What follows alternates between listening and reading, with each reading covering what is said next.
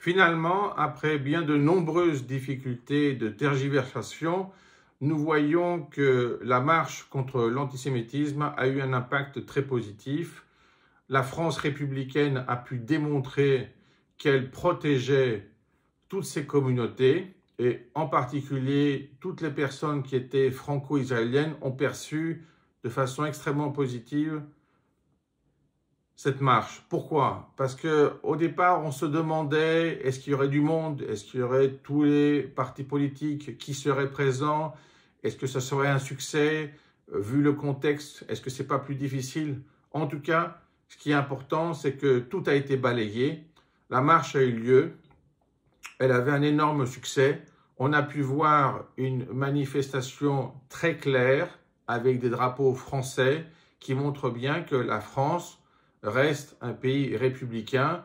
Elle n'a pas de problème de positionnement par rapport à l'antisémitisme.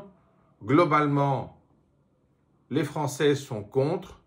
Certainement, il y a un substrat qui travaille toujours dans l'autre sens, mais en tout cas, ce qui est important, c'est que de manière très claire, la France a pu émettre un message à tout le monde, et non seulement en Israël, que la France n'est pas dépendante d'un positionnement fallacieux.